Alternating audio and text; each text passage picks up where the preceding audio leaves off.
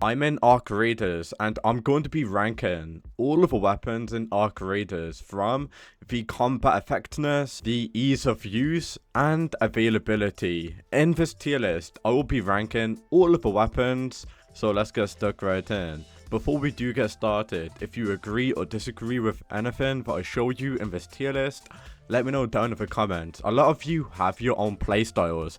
Obviously, we got shotguns, which are going to be close range. We got rifles, which are going to be medium range. And we got snipers. A lot of these weapons are basically based on opportunity. So I'm going to be ranking all of these. And honestly, it does really depend on what situation you are in for these guns to be effective, if you know what I mean. Obviously, you can't use a shotgun at far range, which is why all of these weapons do depend on playstyle and opportunity situations, what makes them good.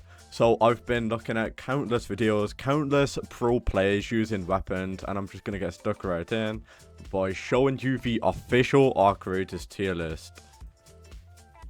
Let's start by ranking all of the weapons in D tier.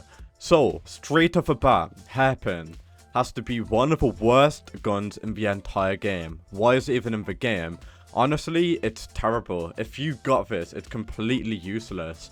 However, I'm pretty convinced that the intended use of a hairpin is to take out security cameras quietly, if I'm going to be honest with you.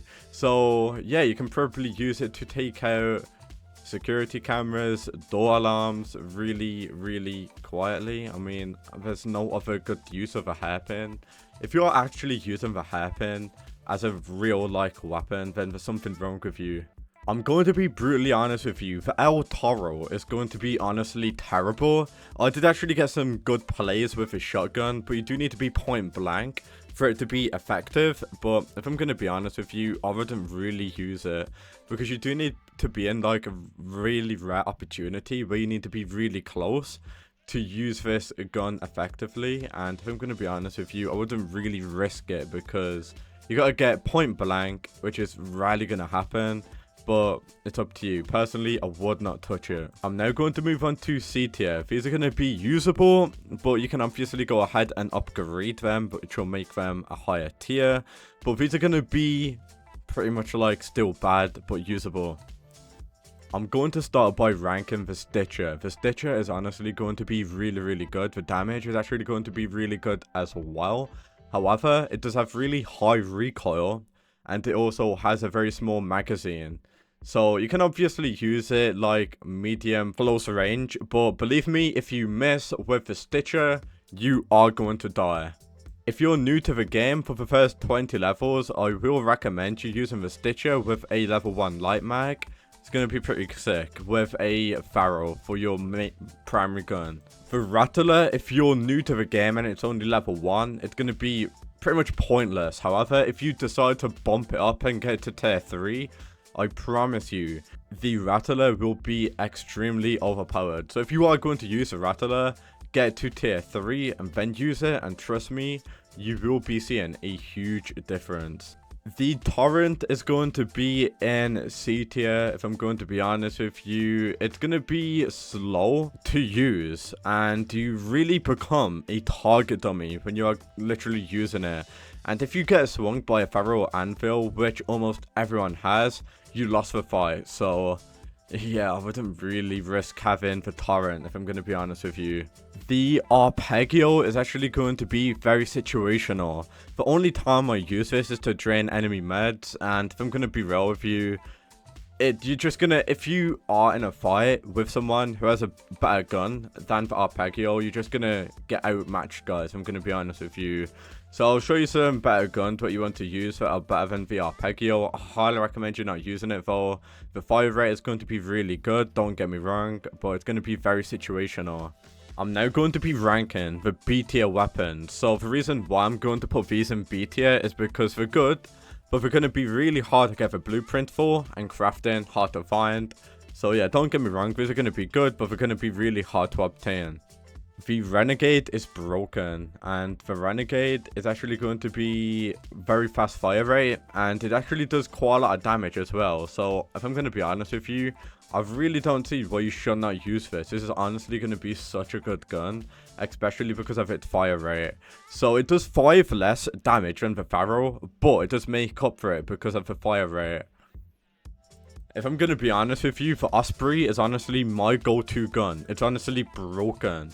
The Osprey is such a good gun, and if you haven't used it before, I highly recommend you getting it. Yes, it's going to be a sniper rifle, really good range, really high damage. It does 45 damage, and it does take medium ammo. Honestly, it's just a go-to weapon, and the fire rate is going to be really good. Faster than the Pharaoh. The Venator is going to be one of the best pistols in the game. If you mess with it, then you kinda messed up, if I'm gonna be honest with you. The damage is good, and the range is actually going to be incredibly good as well. So definitely one of the best pistols in the game. However, there's going to be better ones. We are now moving on to A tier. Easy craft, just by far. If you aren't getting these weapons, then I'm sorry. Honestly, there's something wrong with you. So these are going to be really easy to craft, cheap, and you don't really need to upgrade them. The kettle has to be one of the best weapons in the game. Yes, the damage is really low. However, the fire rate is going to be really good, only if you got a good trigger finger. Very good range, medium, far range, extremely overpowered. Honestly, if I was you, if you don't have a good trigger finger, maybe just get some sort of auto clicker so you can click fast. But if I'm going to be honest with you, the Kettler, definitely one of the best assault rifles in the game, but the only downside is that you need a good trigger finger. The Pharaoh, very good, very easy to craft, very reliable, good damage, good range. It's a sniper battle rifle. Honestly, I highly recommend you getting it. Easy to get, very overpowered. Why wouldn't you not get it? Alright, a lot of you've been waiting for this. We now move on to S tier. These are the best weapons in the game. Why would you not use all of these weapons all of the time? Are you guys ready? All of the pistols in our creators are going to be extremely overpowered. Personally, I really love the Anvil. The Anvil is honestly broken. The Anvil, oh my days, it's literally a pistol and it does 40 damage. Like, why would you not use it? So the Anvil, long range menace, absolutely broken. If I'm gonna be honest with you, I've had some really good plays with the Anvil, and we are also going to move on to the Beretta. The Beretta, very overpowered as well. Honestly, just one of the best guns in the entire game. If you disagree with this tier list, then there's something wrong with you. Like, this is the best tier list out there. But yeah, let me know if you agree or disagree, and peace out.